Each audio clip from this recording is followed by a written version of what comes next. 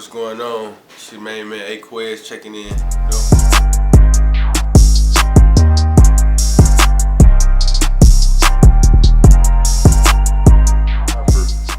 So with you releasing so much material since your playing days is over, how has football affected how you go about music? Cause you just stopped playing what it was 2 years ago. Yeah. 2 years ago you wrapped it up. 2 years ago. Yeah. What 16, 17. Yeah. Where was you playing at? I was playing at Fayetteville State out in North Carolina. Yeah. Okay. And how has football affected the way you go about your music? If you listen to my music, I reference football a lot, and just obviously just being on the field, and I take that same type of energy, you know what I'm saying, to the booth. Obviously, just coming into rapping, it got some similarities to it. Just as far as I study a lot of music, I look at interviews and stuff like that, and then even when football was a part of my life, that's just kind of like watching film, you know what I'm saying? You try to emulate different things and stuff like that. You try to be better than the last time you played, stuff like that. So I try to put out tracks that's better than the last time I was in the studio, you know what I'm saying? So a lot of the energy is kind of similar from the field into the studio, and the musicians and athletics kind of go hand in hand for me. Right. I feel that. So you that's kind of what Wale does too. So you basically use that as a method to transfer that competitive energy from football to music. Yeah, definitely. I use it, and then using the metaphor, like you said, Wale, he's a big avid sports guy, and that's me too as well, just from being a former player. All right. And one thing I noticed is when you first at least when I first heard you about probably a year ago. Yeah. Your style was totally different. I ain't gonna say totally different, but a little bit different than what it is now. Yeah, for sure.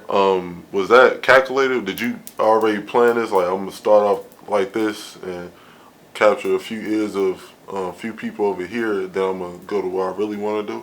No, see, everything was, I never really planned out anything like that, you know what I'm saying? The first time I went in the booth and recorded a song, I sent it to a few people that was rocking with it, you know what I'm saying? But then I put Rock out, and that was kind of where my name came from. So those tracks was just to kind of get my name out there. And then how I'm rapping now, how I transformed, it was from people just challenging me, you know what I'm saying? Niggas can he really rap, you know what I'm saying? So then I just got this doing storytelling. But one thing about it, when I first started rapping, I always wanted to just tell my story, just be authentic, you know what I'm saying? So then when I heard people saying, well, can he really rap and stuff like that, I'm like, shit, I'm finna step up to the plate. And so now that's kind of where I'm at now. So it's basically so did you ever feel like people didn't respect you as a lyricist? I could say that. They probably didn't. You know what I'm saying? Yeah, they probably thought you was more like a swag rapper. Yeah, more like a swag rapper or whatever the case may be. But I was just showing I could be, you know what I'm saying, versatile, to be honest. I can do it all. All right, so how many people actually knew that you rapped before you graduated college? Did people take you seriously as a rapper when you first came out, or did people, you know what I'm saying, think that you was just this a rapper, you know what I'm saying? This athlete, you want to be a rapper. Right. I'm not really taking it seriously, whatever. I think they did take me serious. It was just a surprise. It was just damn, he was just playing ball, going to NFL tryouts and all this type of shit. And then next thing you know, he rapping. You know what I'm saying? Yeah. So, but one thing about me, whatever I do, I'm gonna go hard at it. And even at the beginning of rapping, I didn't really even take it real serious. I was playing with it myself a little bit, but people still was man, you should consider that. You got the sound, you got to look for it, and you know what I'm saying, you move around like an artist. So the guys playing the guys playing freestyle, was that taken seriously by you, or was No, it was just one of them things. I had recorded it, and then a lot of people, I sent it to my friends, and you know what I'm saying, people that I know. It was damn, that shit hard, you know what I'm saying. So then I was alright, this the one that I'm gonna put out for a video. So I hit up Jo, bro, let's shoot this. And it was just on some spare the moment type shit. Right. We didn't plan it. I was let's shoot it up the street. All right. Yeah. And how was that? How was that shooting your first video? What was the was that natural for you, or was you nervous about how you may look on camera and all that other stuff, and even your image? And, no, I wasn't nervous at all. I always been an entertainer for real. Yeah. I don't know. I don't know. I was anxious to do it. You know what I'm saying? I wasn't sitting back just nervous about it, nothing like that, thinking about it too often. You know what I'm saying? I try not to think about too much stuff. I just went in and just did it. It was just natural. I'm a natural, you feel me? Yeah, so have you always been the life of the party?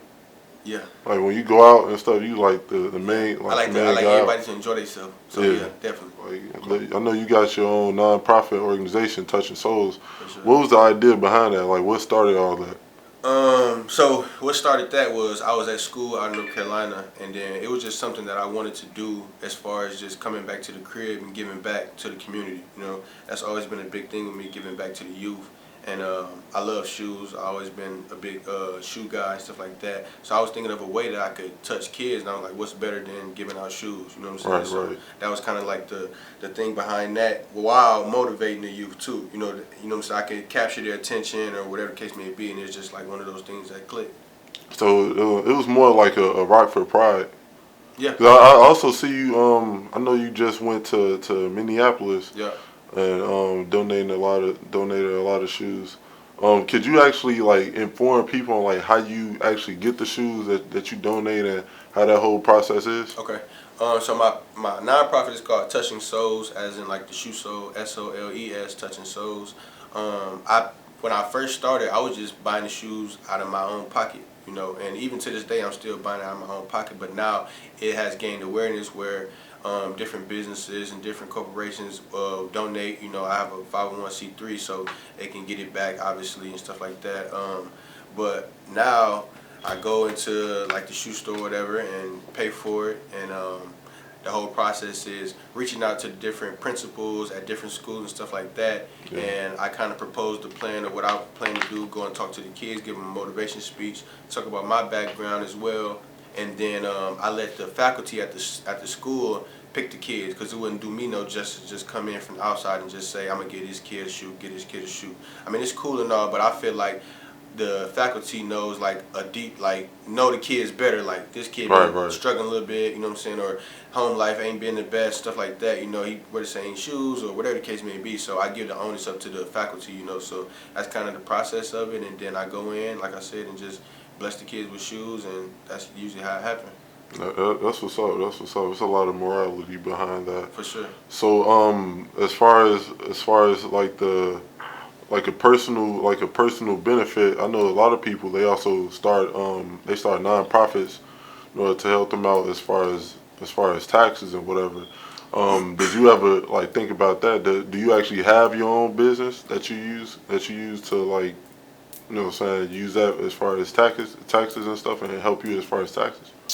Yeah, well, now that I have the Touching Souls, I have a business account and everything for it. But going into it, that wasn't like, I didn't even think about that. It was later on, somebody was like, well, you know, you can use this for such and such. Yeah. I'm like, oh, okay. But yeah, that wasn't even on my mind when I initially started. So what goes into like you as far as picking where you want to donate the shoes? Like what schools? To be honest, I want to just touch on like the middle schools for now, like especially in the Rockford area. You know, and my long-term goal is to start giving out scholarships to graduating seniors. That's my long-term goal. Yeah. But as far as like which school, it kind of doesn't matter. Like when I went out to Miami, Florida, I had somebody that heard about what I was doing, and they invited me down. The same thing with Minneapolis. So the word has been getting out about what I've been doing, and they invite me out. So then that's where I go. Yeah, that's what's up. So, how did your story tie into that? Like, are you one of the kids that growing up you didn't have certain shoes, and that may have, or even just supplies period, or anything period growing up, and that may have hindered your focus in school? Because I know like some people, they may go to school and they may go to a school where they have to wear uniforms, and they only got like 2 uniforms. They go to school stinky or whatever, and they may hinder their ability to learn. Were you like one of those kids at all? No, I was actually the total opposite. I was the kid that was fortunate enough to have, you know, nice shoes and have book bags, school supplies and stuff like that. But at the same time, I also, like, the stuff that I didn't wear, I gave away. You know, so it was always a part of me to be like the guy that could help out my friends, stuff like that. I've always been against bullying. You know what I'm saying? So that was another thing that I implement in my Touching Souls, is like I'm 100% anti-bullying, because I feel like no child should be left behind. You know, and it's a cognitive thing. You know, it's like kids can't learn if they getting bullied and stuff like that, and then their home life plays a big part in it too. You know, if they got to come to school and worry about being fresh and can't learn, like, come on now, you know what I'm saying? Right. So I feel like that's where I should step in at. I feel like that's my purpose, you know. So like I said, I was a total opposite actually as a child. You know what I'm saying? If I had something to give, I'm giving it up, you know. Right. So yeah, that's definitely respected because I know that does play a factor in it, especially just outside sources. Definitely. If you're not learning, it doesn't need to be because of Right. outside sources. You It know what I'm needs to saying? be just Exactly. because you're just not taking care of business at school. Exactly. So They don't know what them kids go through at the crib, you know. exactly. You'd be surprised too.